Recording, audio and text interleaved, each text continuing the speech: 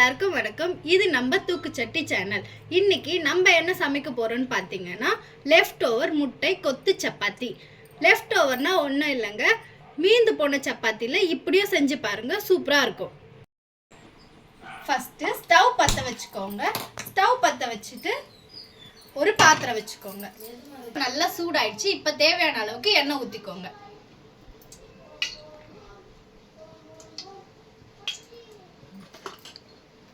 எண்ணெய் நல்லா காஞ்சிருச்சு. இப்போ 3 பெரிய வெங்காயத்தை கட் பண்ணி சேர்த்துக்கலாம். கூட கருவேப்பிலையும் போட்டுக்கோங்க.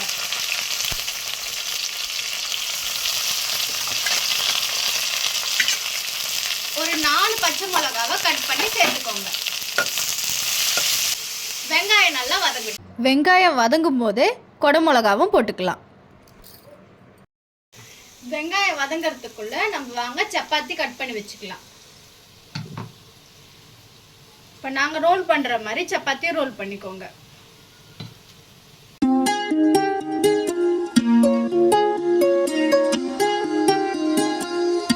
இது வந்து நூடுல்ஸ் மாதிரி இருக்கு.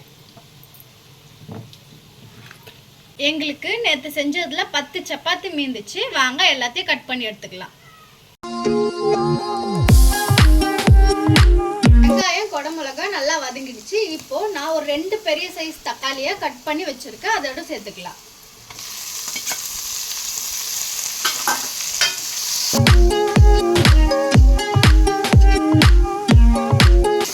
தக்காளி நல்லா வதங்கட்டும்.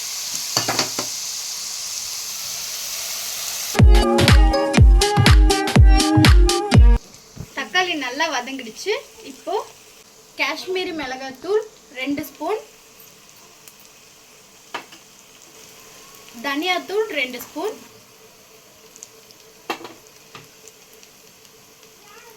Chicken masala 3 spoon. இது 3த்தையும் போட்டு நல்லா கலந்து விட்டுக்கோங்க.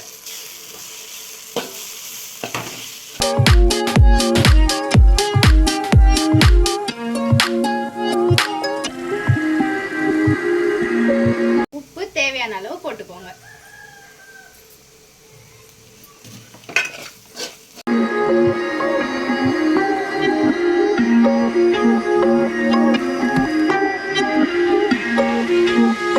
இப்போ நம்ம போட்ட மசாலா எல்லாம் பச்சை வாசனை போயிடுச்சு.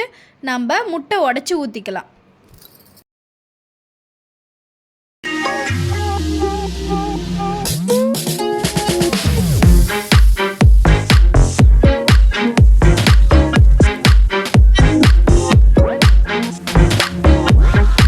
முட்டை உடைச்சி ஊற்றிட்டு நல்லா அந்த மசாலாவோட கலந்து விட்டுக்கோங்க.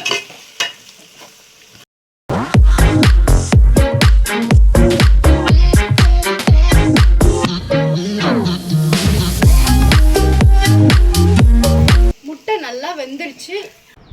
இந்த டைம்ல நம்ம கட் பண்ணி வச்சிருக்க சப்பாத்தியை சேர்த்துக்கலாம்.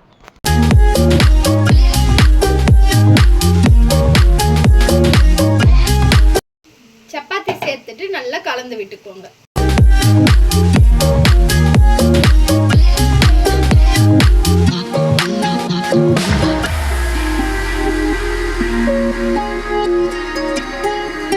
கொத்தமல்லி தூவி ஸ்டவ்வை ஆஃப் பண்ணிடுங்க.